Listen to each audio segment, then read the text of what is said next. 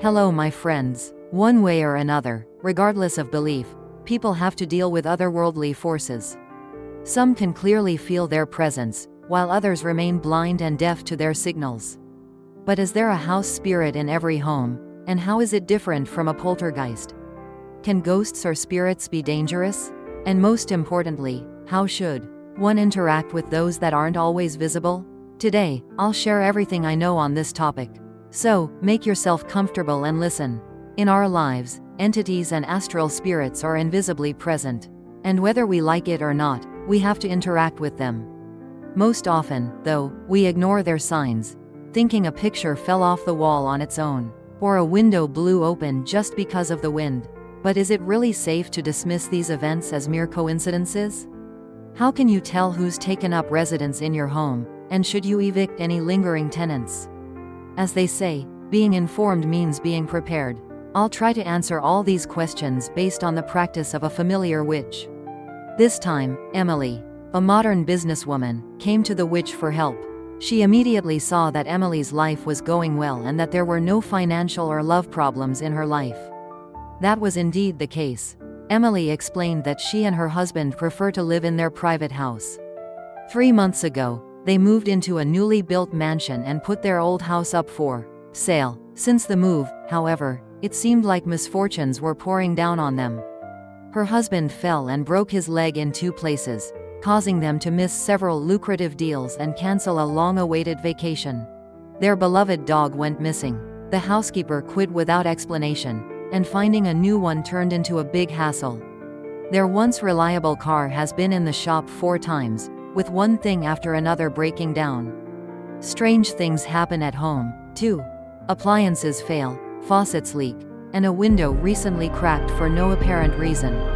Emily wanted to understand what was happening and why the new house seemed to dislike them so much. Our ancestors advised leaving a handful of coins in the house when moving out, believing they would receive much more in return at their new place. In the new home, ancestors would also smear honey in the corners, hoping for a life without quarrels or disagreements. Emily was convinced that the issue was with the house itself. She mentioned that, following an old tradition, they decided to let a cat enter the house first. They borrowed a beautiful Persian from friends, but the animal refused to cross the threshold. The cat stayed at the entrance despite their attempts to lure it inside with its favorite treats. By the way, do you know where this tradition of letting a cat enter a new home first came from?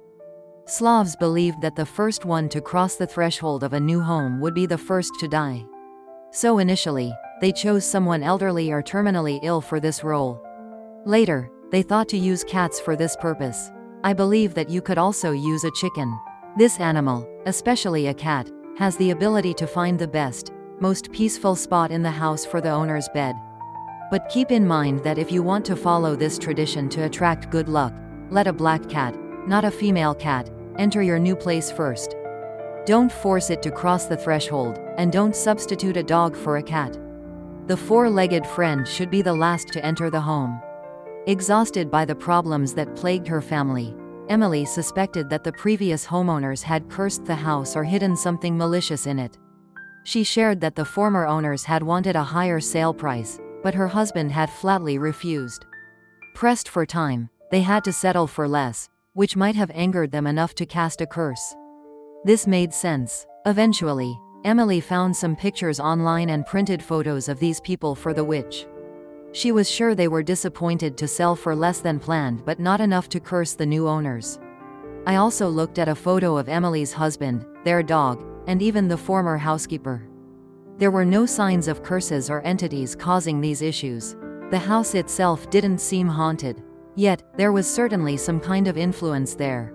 It was an intriguing mystery. Emily, however, was eager to resolve the problem quickly and asked me to make a talisman for the house that she could hide from her husband, who didn't believe in magic or amulets. Energy exchange is the foundation of life and of a person's interaction with the world around them. Any talisman or charm is meant to amplify positive energy for protection or to attract certain flows. An uncharged amulet is like an unplugged appliance. It exists, but it's not effective. The practitioner first activates the talisman with the egregor of tradition, creating a steady stream of power for the item. In simple terms, they connect the amulet to a specific requested energy domain, financial, romantic, or health-related.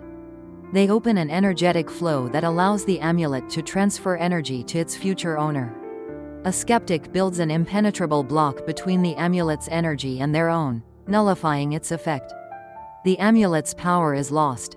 So don't gift amulets as jewelry to those who don't believe in them or hide them in a home where negative energy will hinder their function. Any deception will disrupt the amulet's magic. And remember, an amulet can help but won't do all the work for you. Without your effort, little will come of it. So believe in yourself, focus on positive outcomes, and strive for your goals. Let your constant charms be the people you love and your family. Together, you are an unstoppable force. I hope you find these tips useful. So, if you enjoyed this story, remember to subscribe to my channel. That way, you'll exchange positive energy with me. The witch found the situation in Emily's new house quite interesting. Why had so many troubles befallen her family in such a short time after moving? She tried to trace the source of the influence on Emily's family and picked up a flow. It was coming from another house. But she couldn't identify its owner or the one casting misfortune. The witch gave a detailed description of the house, describing the yard layout, where specific trees grew, and even the room layout, hoping Emily would recognize it. Emily, however, was speechless. Once she collected herself, she admitted that the witch had described their old house, now vacant. While Emily found this eerie and unsettling, it all made sense to the witch. The old house had a house spirit, a low-level entity that dwells in a dwelling. It's considered the guardian and protector of the home, responsible for warmth, comfort, and peace. This entity may appear as a shadow, or, as folklore suggests, a small old man with fur. It may take on animal forms. A house spirit is attached to the dwelling, not to its residents, and is typically quiet, so many people don't realize it's there. A poltergeist, however, is a different entity, an astral spirit or energy cluster, sometimes called a knocker or ghost. Unlike a house spirit, it poses a real threat to residents, feeding on negative energy. Poltergeists incite arguments, break things, and disrupt harmony. House spirits, however, were believed to be helpful and gave warnings. Emily wasn't convinced of this explanation. She claimed that, in the old house, the house spirit didn't behave noticeably.